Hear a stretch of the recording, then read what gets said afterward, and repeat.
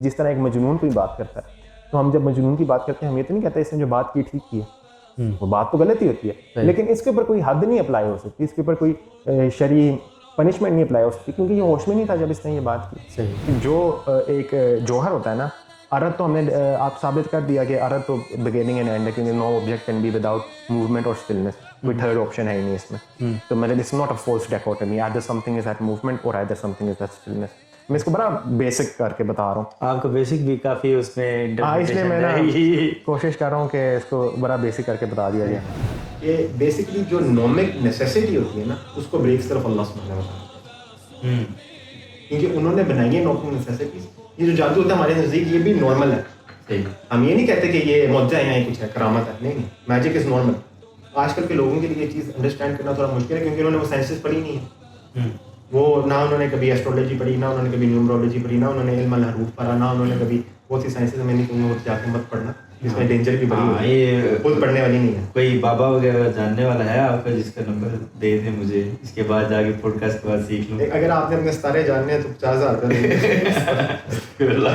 अच्छा खैर, इसमें बेसिकली कहने का मतलब ये सारी साइंसेस रिलेटेड होती हैं। सही है। जो जादू होता है, जादू कोई सुपर नेचुरल चीज़ नहीं है हमारे लिए, जादू फिजिकल।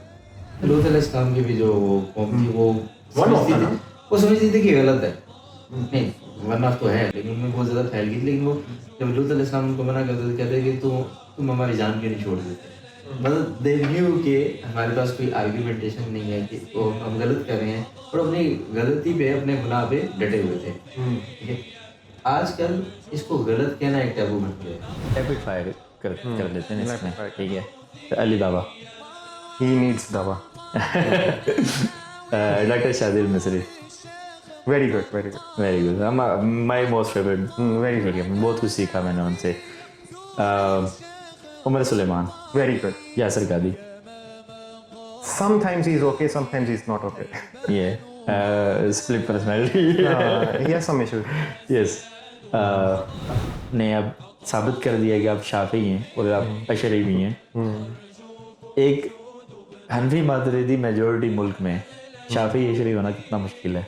मैं कहता हूँ आसान है बरेलवी देवबंदी होने से। अच्छा, उसकी वजह ये नहीं है बरेलवी देवबंदी तो हनफी कि मातरीदी, वैसे एक बाबू उसमें आ जाते हैं। ये तो मुझ पे अटैक करे। वो आप नहीं ट्रैक कर रहा, कह रहे हो मेरे से अगर कोई पूछता है आप देवबंदी हैं बरेलवी, मैं कहता हूँ मैं शाफी हूँ, शाफी बस काम खत्म, कोई कुछ नहीं कहता। बहुत आसान है, तो कहते सच्ची बात हैं, बता रहा इसमें हूँ। जान नहीं है, चलो आगे। आप कहते हैं नहीं इसके तो मैं इससे क्या बात की जाए। हाँ, सही है। मैं शाफी ओपिनियन समझा रहा था किसी ट्विटर स्पेस पे कि शाफी औरतों में बहुत लीनियंट है।